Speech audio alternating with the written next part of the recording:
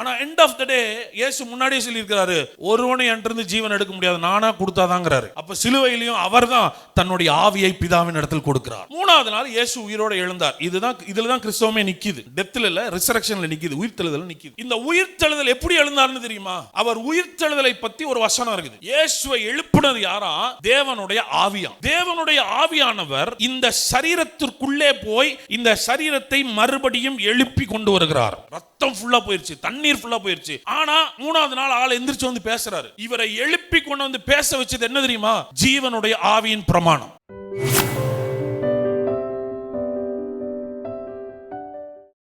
உங்களுக்கு ஒண்ணு தெரியுமா? அவர் அடிக்கலாம் சிலுவை வரைக்குமே மத்தவனா இருந்தா போயிருக்க மாட்டான், வழியிலே செத்துருப்பான்.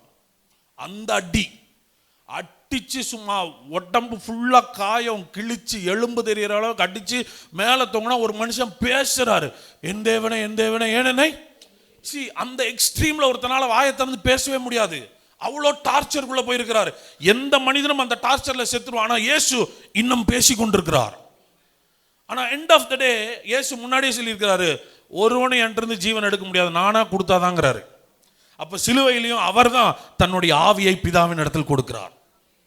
அவர் கொல்லல, அவர் தான் என்ன பண்ணார்? ஆவிய கொடுத்துட்டாரு. விழால குத்தி பார்க்கறான். விழால குத்தி பார்த்தா ரத்தமும் தண்ணீரும் வந்துச்சு. அப்படின்னா அது என்ன காமிக்குதுன்னா he is dead அப்படின்னு காட்டுது. ஜீவன் போயிருச்சு. இப்போ நான் கேட்கிறேன், இந்த சரீரத்தில் ரத்தம் இருக்கா? இல்ல.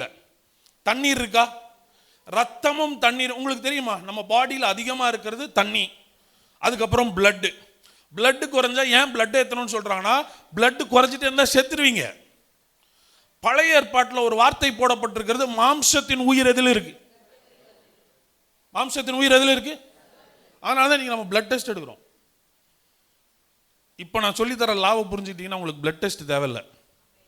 அதாவது நம்மளுக்கு என்ன பிரச்சனைனா, ஒன்னா பிளட்லேயே போயிடணும், இல்லைன்னா ஸ்பிரிட்லேயே போயிடணும். நம்ம திங்கள்லேருந்து சனி வரைக்கும் பிளட்ல இருப்போம். ஞாயிற்றுக்கிழமை எதுக்கு வருவோம்? செட் ஆகாது பிரதர். ஸ்பிரிட்னா ஸ்பிரிட்லேயே வந்துருங்க, பிளட்னா பிளட்லேயே இருந்துருங்க. ரெண்டு பக்கம் காலை வச்சுக்கிட்டு ஒருத்தர் ரெண்டு எஜமானுக்கு என்ன பண்ண முடியாது? ஊழியம் செய்ய முடியாது. நான் என் லைஃப்பில் நிறையா பார்த்துட்டேன். இந்த பிளட்டை பற்றி பேசுகிற ஆளுகளை பேச்சை கேட்டு போய் பிளட் டெஸ்ட் எடுத்தா நம்மளுக்கு ஒன்றுமே இருக்காது. அவன் சொல்கிற சிம்டம்லாம் இருக்கும், ஆனால் அவன் சொல்கிற வியாதி நம்மள்ட்ட இருக்காது. அப்புறம் தான் தெரியும், இல்லை நம்ம ஸ்பிரிட்ல இருந்து நம்ம ஹீல் ஆகிறோம். இது இது இது இந்த கன்ஃபியூஷன்லேருந்து வெளியே வர்றதுக்கு ஒரு மெச்சூரிட்டி தேவை. அதையும் நான் சொல்லித்தரேன், கவனிங்க. மாம்சத்தின் உயிர் எங்க இருக்கு? ரத்தத்தில் இருக்கு. அந்த ரத்தமே இயேசுவுக்கு ஃபுல்லா என்ன ஆயிடுச்சு? ஃபுல்லா போயிடுச்சு. இப்ப டெட் பாடி.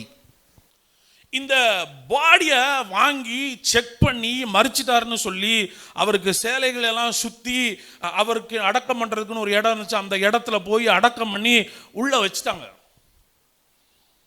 மூணாவது நாள் இயேசு உயிரோட எழுந்தார். இதுலதான் கிறிஸ்தவமே நிக்குது. டெத்ல இல்ல, ரிசரக்ஷன்ல நிக்குது, உயிர்த்தெழுதல் நிக்குது. இந்த உயிர்த்தெழுதல் எப்படி எழுந்தார்னு தெரியுமா? அவர் உயிர்த்தெழுதலை பத்தி ஒரு வசனம் இருக்குது. அதே 8ஆம் அதிகாரம், ரோமர் 8ஆம் அதிகாரத்துல 11ஆம் வசனத்தை வாசிங்க.